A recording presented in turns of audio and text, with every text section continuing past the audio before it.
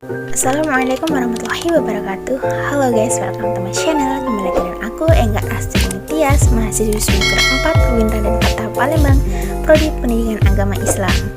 Oke guys, di video kali ini kita akan membahas mengenai klasifikasi media pembelajaran. Oke guys, di video kali ini kita akan membahas topiknya, yaitu yang pertama pengertian sumber belajar, yang kedua klasifikasi sumber belajar, yang ketiga kategori sumber belajar, yang keempat kegunaan sumber belajar, yang kelima digitalisasi, yang keenam hasil belajar, yang ketujuh instrumen pengukuran hasil belajar.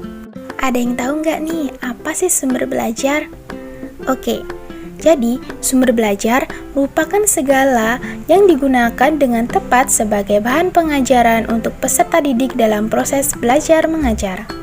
Selanjutnya yaitu klasifikasi sumber belajar dalam teknologi pendidikan, yaitu ada 6.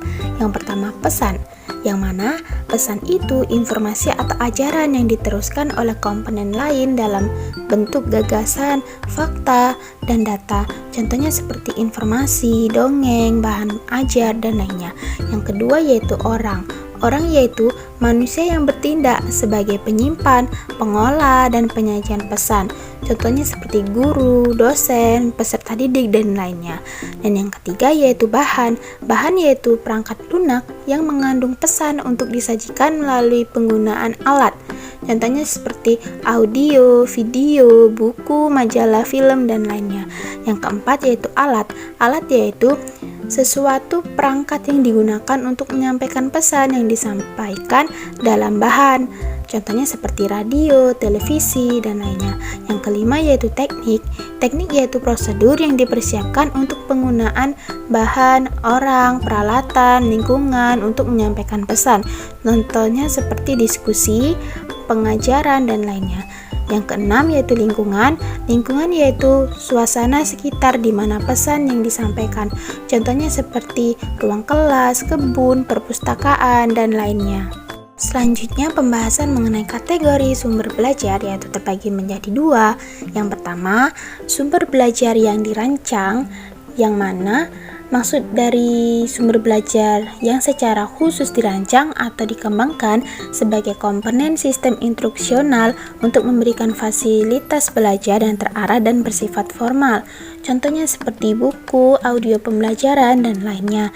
Yang kedua yaitu sumber belajar yang dimanfaatkan, yaitu sumber belajar yang tidak didesain khusus untuk keperluan pembelajaran, diterapkan dan dimanfaatkan untuk keperluan pembelajaran. Contohnya seperti di sawah, museum, dan lainnya. Materi selanjutnya yaitu kegunaan sumber belajar juga terbagi menjadi 2. Yang pertama, sumber belajar cetak. Contohnya seperti buku teks yang mana merupakan salah satu sumber belajar dan bahan ajar yang banyak digunakan dalam pembelajaran. Adapun contohnya seperti poster atau gambar yang bisa dicetak. Yang kedua yaitu sumber belajar lingkungan, seperti di lingkungan sekolah maupun masyarakat, tumbuhan, dan lainnya.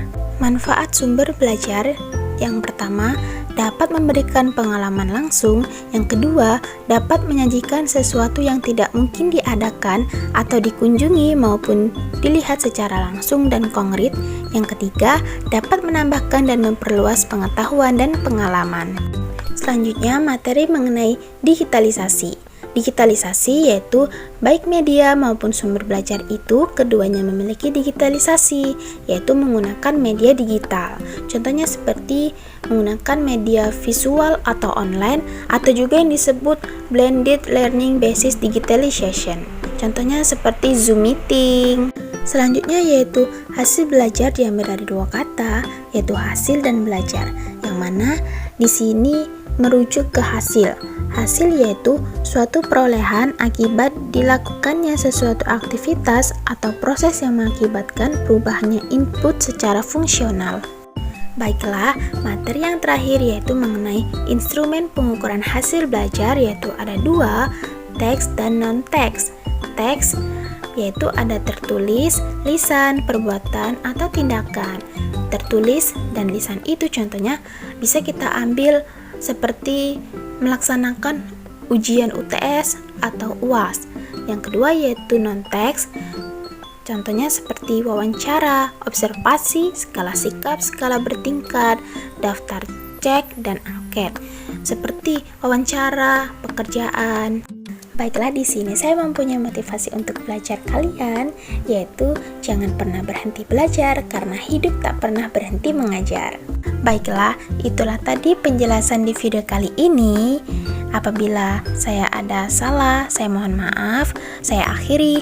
Wassalamualaikum warahmatullahi wabarakatuh. Jangan lupa like, comment, and subscribe. Bye-bye.